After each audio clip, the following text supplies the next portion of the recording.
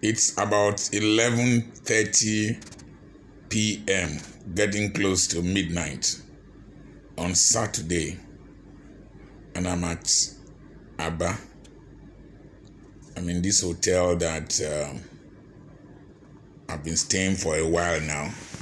Each time I come to Aba, there are some things that have been troubling my mind. I've been thinking about them. Just imagine that Peter Obi remained in the PDP and did primaries with them. He will have lost. He will have been relegated to the dustbin of political history. So there are places you remain in. There are people you remain with. There's a system you belong to, and the fullness of your destiny will not be made manifest. Your real identity will be clouded by the halo effect of that organization.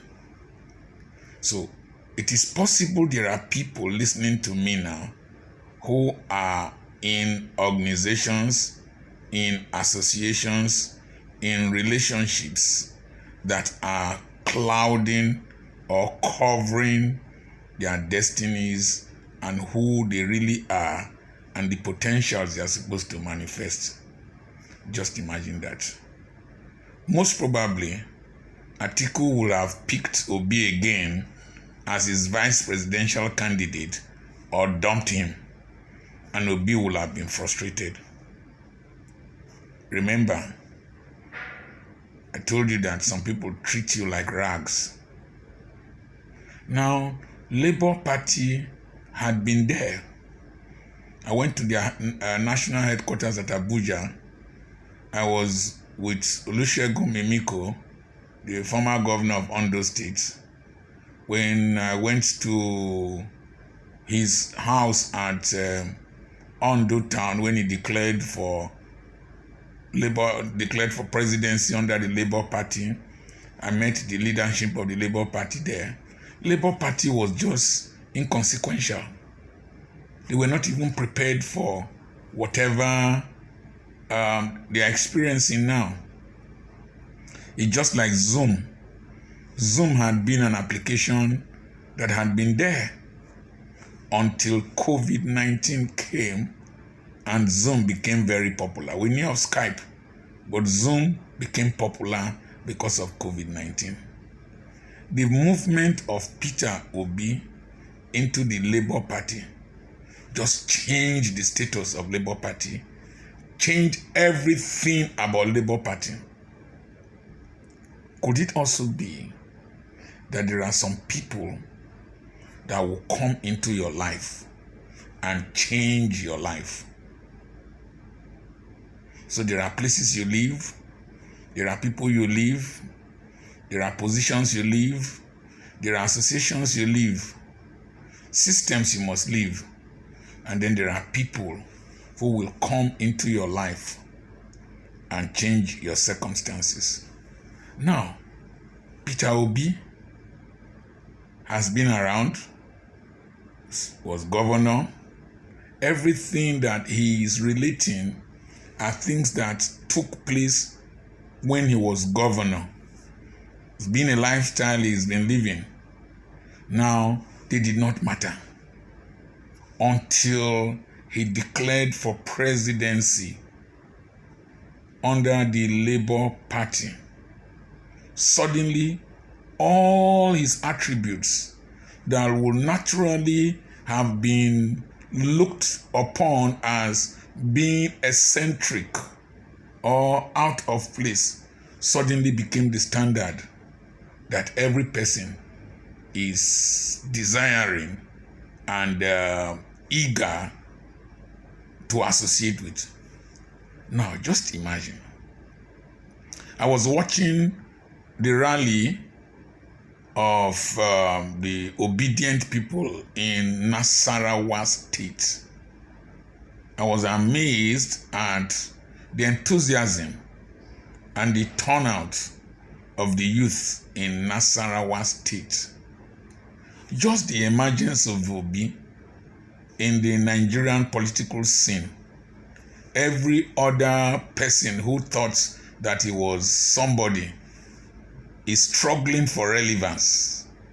Tinubu is struggling for relevance. Atiku is struggling for relevance. People like Keyamo are talking rubbish, just talking out of point. I can't believe that this was somebody who was a human rights activist who is a senior advocate of Nigeria, just talking as if, I can't understand. He's an old boy of government college, so I'll be very careful what I will say about him because we might meet at our old boys meeting. But I'm amazed. Look at Oshomole came out. Every person is struggling for fresh air because Obi decided to become a presidential candidate. Suddenly, the standard in political activism or activities in Nigeria changed. Before now, politicians were giving money to people, and structures were based on the number of parasites you had around you. Now it has changed. People are spending their money to campaign, to organize, to move around for Peter Obi. He's not spending money. The whole narrative of Nigerian politics has changed. Before now, some people thought that our northern brethren will not come out to support a southern candidate. We're looking at the north as a monolithic north. Even people like Atiku, who reside in Dubai, said that 90% of those in the north are not on social media. Come and see northerners gathering in different places to support Obi. The narrative just changed. The political arena just changed. Suddenly Nigerians love their country. Suddenly Nigerians now feel interested in politics. Suddenly Nigerians are registering. The registration has just skyrocketed such that 90% of the registered voters today are youths. Youths that were not interested, that play football during election days, are now the ones who are politically active. That is to say, one man can change the course of history. Somebody can become a leader by just making the right move at the right time, taking the right decision. So, could you be that person that is somewhere with the wrong people, in the wrong organization, in the wrong relationship, playing the wrong role, playing a second fiddle? If I did not leave this Aba to go to Ughelli, if I did not close that church down and handed it over to Church of God Mission, if I did not leave medical practice, would I have been here? If I did not make one video during NSAS, the way the oligarchy fights, many people will not have known me. So, there's something, there's just one thing, you just need only one step, one decision, and then you have a domino effect, a wave. My prayer is that you will find that thing, that right decision, that one step, that one move. I've been asking God that's one thing I will do that will endure for so long, even after one has left. My great-grandchildren will remember that thing. Just one thing, it's just one thing that will shoot you. I couldn't sleep yet because I wanted to do this recording. That's just one thing, that's just one move. Ask God for that one thing, that person, that place, that activity, that decision. Ask Him for it. That will change your life.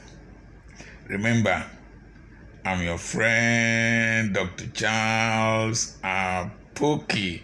You know why I have this big smile? My mother taught me never to frown. My mother taught me never to hiss.